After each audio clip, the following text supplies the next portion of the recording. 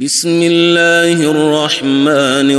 الرحيم. الحمد لله الذي أنزل على عبده الكتاب ولم يجعل له عوجا قيما لينذر بأسا شديدا من لدنه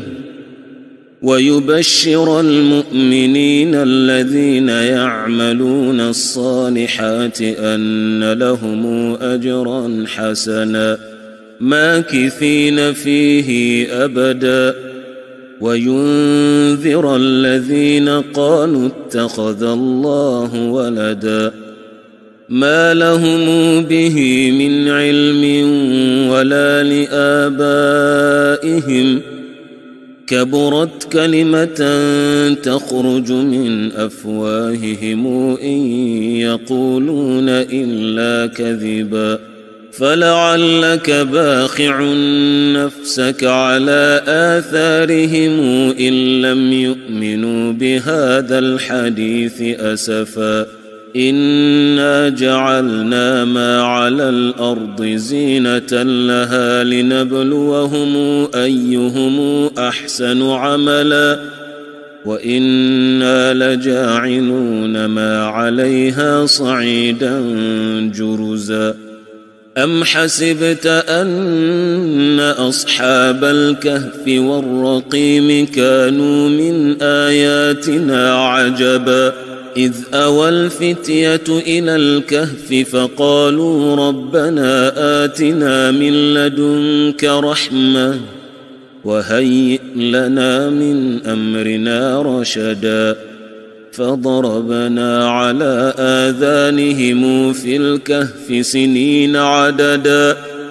ثم بعثناهم لنعلم أي الحزبين أحصى لما لبثوا أمدا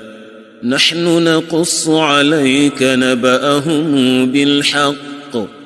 إنهم فتية آمنوا بربهم وزدناهم هدى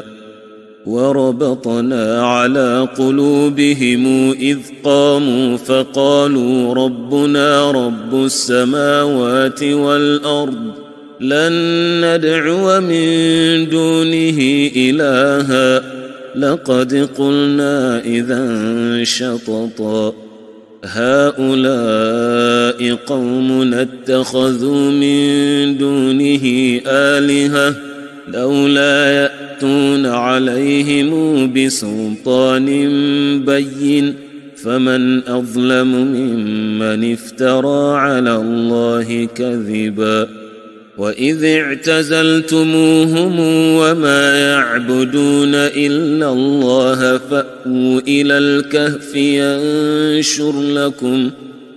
فأووا إلى الكهف ينشر لكم ربكم من رحمته ويهيئ لكم من أمركم مرفقا وترى الشمس إذا طلعت تزاور عن كهفهم ذات اليمين وإذا غربت تقرضهم ذات الشمال وهم في فجوة منه ذلك من آيات الله من يهد الله فهو المهتد ومن يضلل فلن تجد له وليا مرشدا وتحسبهم أيقاظا وهم رقود ونقلبهم ذات اليمين وذات الشمال وكلبهم باسط ذراعيه بالوصيد لو اطلعت عليهم لوليت منهم فرارا ولملئت منهم رعبا وكذلك بعثناهم ليتساءلوا بينهم قال قائل منهم كم لبثتم قالوا لبثنا يوما أو بعض يوم قالوا ربكم أعلم بما لبثتم فابعثوا أحدكم بورقكم هذه إلى المدينة فلينظر أيها أزكى طعاما فليأتكم برزق منه وليتلطف ولا يشعرن بكم أحدا إنهم إن يظهروا عليكم يرجموكم أو يعيدوكم في ملتهم ولن تفلحوا إذن أبدا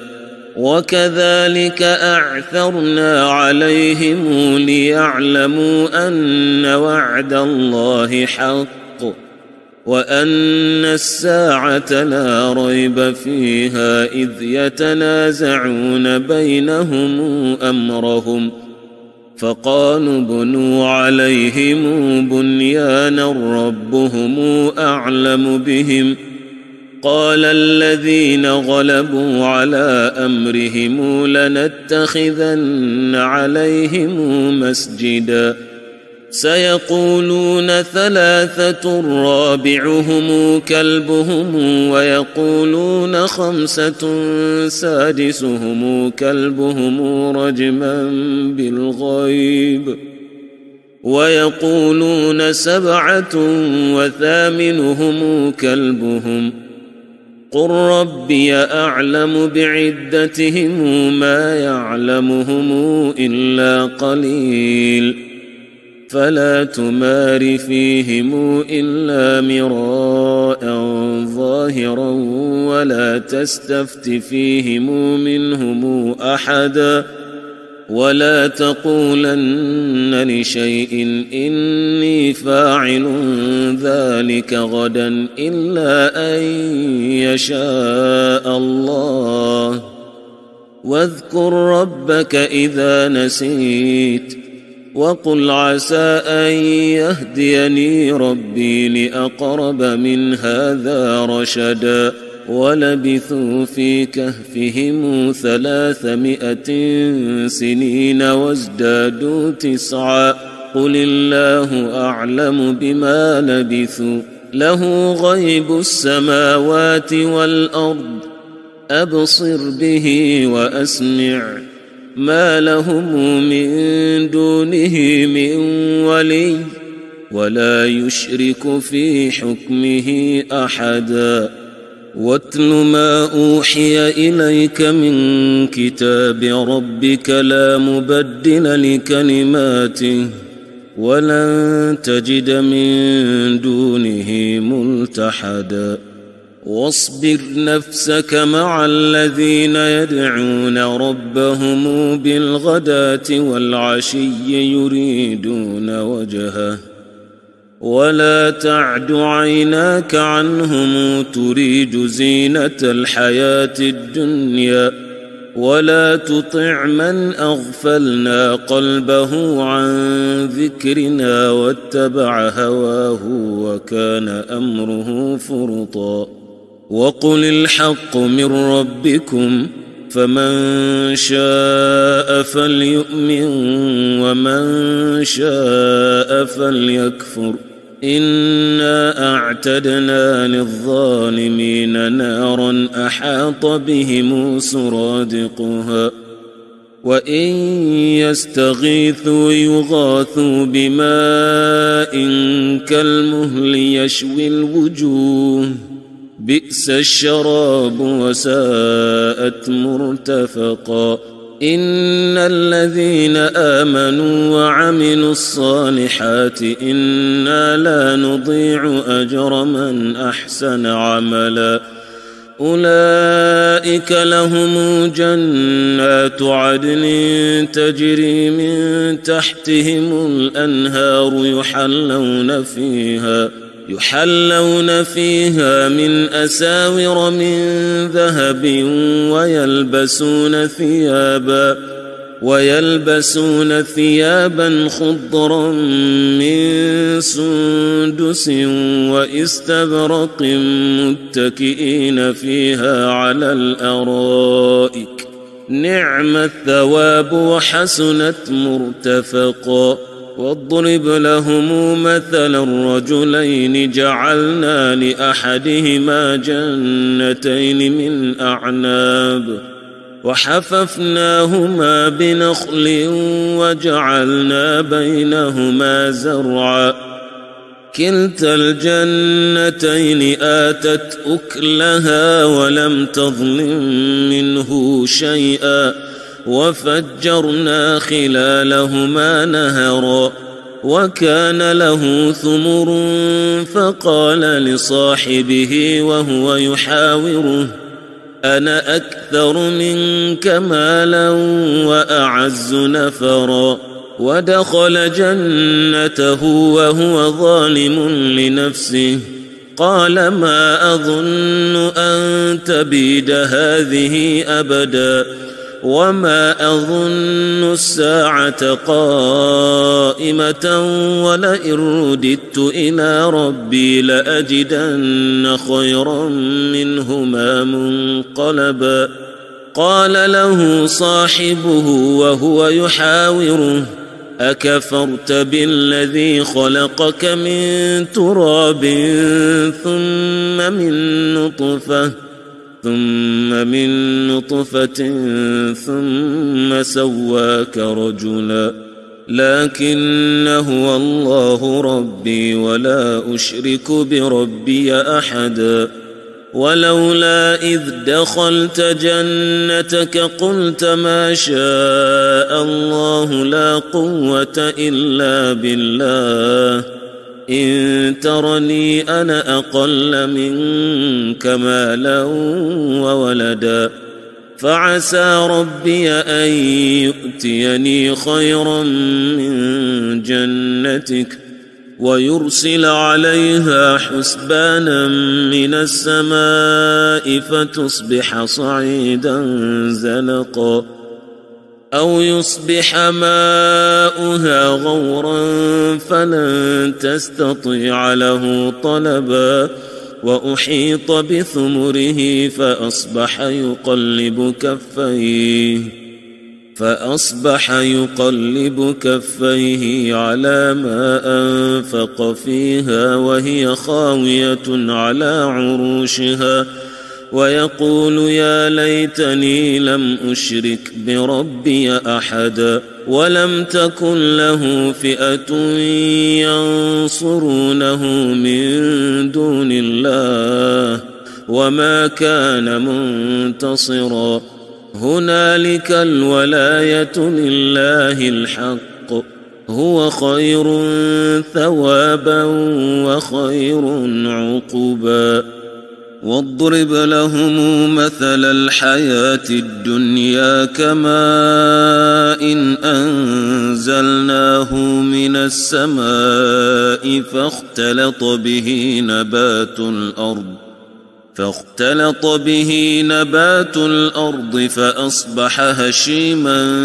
تذروه الرياح وكان الله على كل شيء مقتدرا. المال والبنون زينة الحياة الدنيا والباقيات الصالحات خير عند ربك ثوابا وخير أملا. ويوم تسير الجبال وترى الأرض بارزة وحشرناهم فلم نغادر منهم أحدا وعرضوا على ربك صفا لقد جئتمونا كما خلقناكم أول مرة بل زعمتم أن لن نجعل لكم موعدا. ووضع الكتاب فترى المجرمين مشفقين مما فيه ويقولون يا ويلتنا ما لهذا الكتاب لا يغادر صغيرة ولا كبيرة إلا أحصاها ووجدوا ما عملوا حاضرا ولا يظلم ربك أحدا. وإذ قلنا للملائكة اسجدوا لآدم فسجدوا إلا إبليس كان من الجن ففسق عن أمر ربه أفتتخذونه وذريته أولياء من دوني وهم لكم عدو بئس للظالمين بدلا ما أشهدتهم خلق السماوات والأرض ولا خلق أنفسهم وما كنت متخذ المضلين عضدا ويوم يقول نادوا شركائي الذين زعمتم فدعوهم فلم يستجيبوا لهم وجعلنا بينهم موبقا ورأى المجرمون النار فظنوا أنهم مواقعوها ولم يجدوا عنها مصرفا ولقد صرفنا في هذا القرآن للناس من كل مثل وكان الإنسان أكثر شيء جدلا وما منع الناس أن يؤمنوا إذ جاءهم الهدى ويستغفروا ربهم إلا أن تأتيهم سنة الأولين أو يأتيهم العذاب قبلا وما نرسل المرسلين إلا مبشرين ومنذرين ويجادل الذين كفروا بالباطل ليدحضوا به الحق واتخذوا آياتي وما أنذروا هزؤا ومن أظلم ممن ذكر بآيات ربه فأعرض عنها ونسي ما قدمت يداه إنا جعلنا على قلوبهم أكنة أن يفقهوه وفي آذانهم وقرا وإن تدعهم إلى الهدى فلن يهتدوا إذن أبدا وربك الغفور ذو الرحمة لو يؤاخذهم بما كسبوا لعجل لهم العذاب بل لهم موعد لن يجدوا من دونه موئلا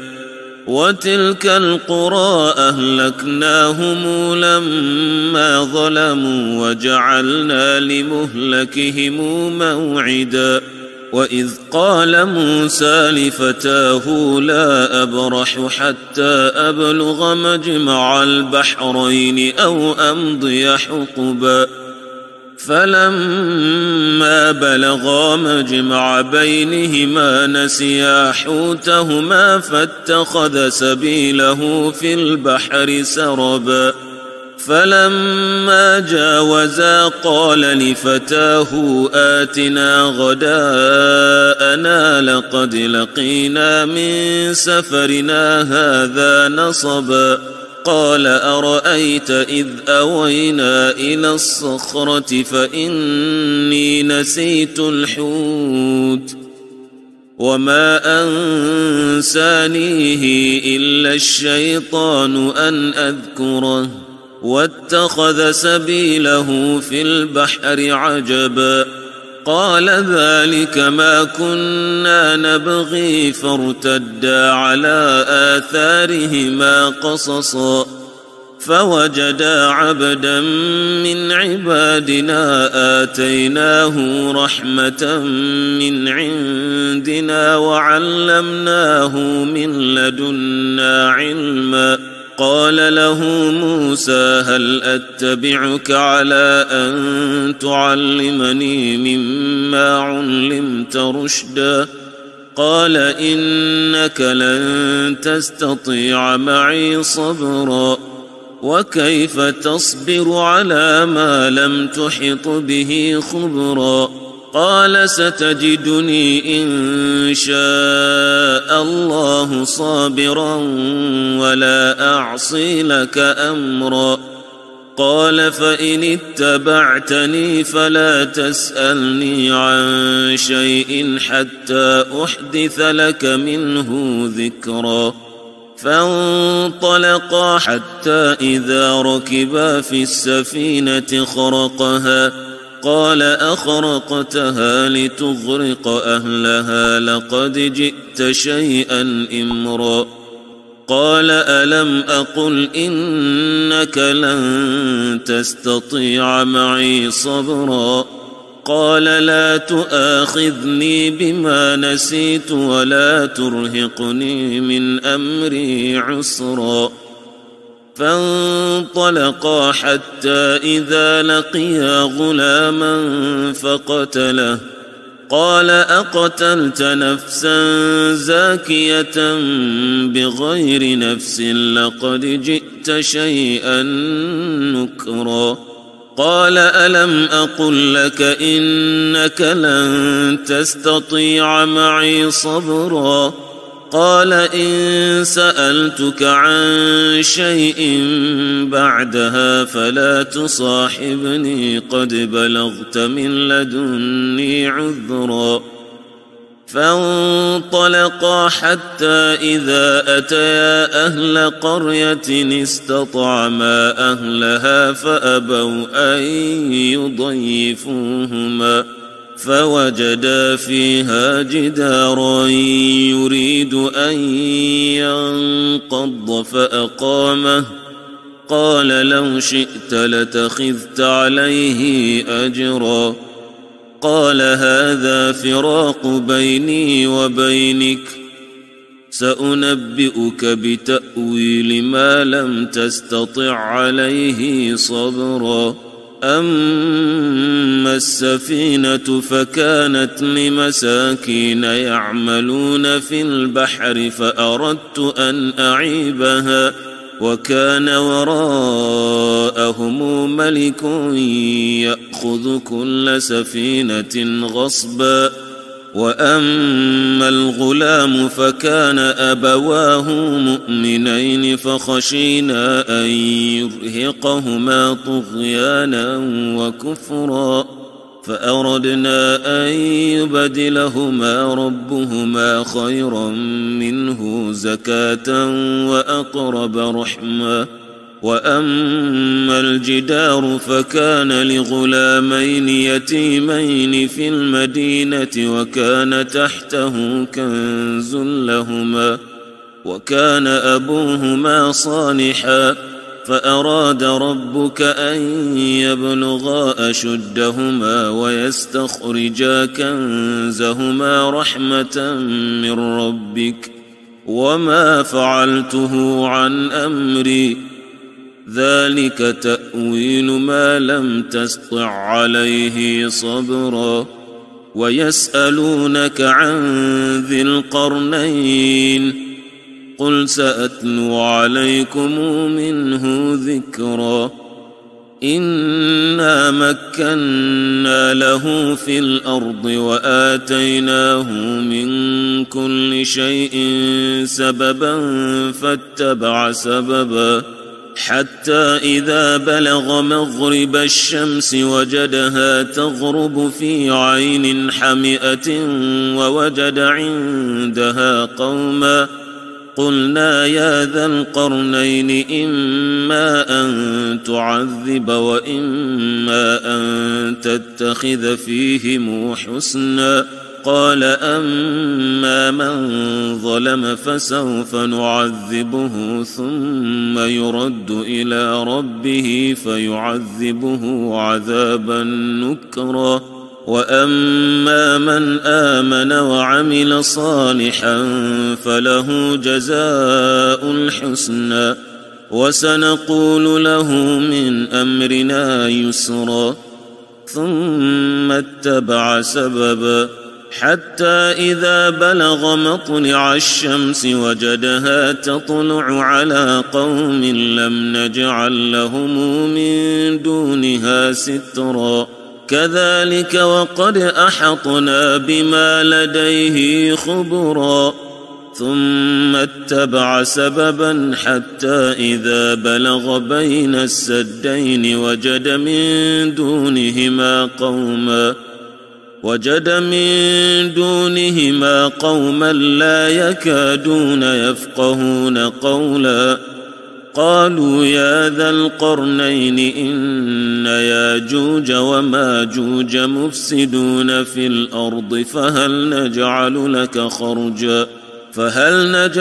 لك خرجا على أن تجعل بيننا وبينهم سدا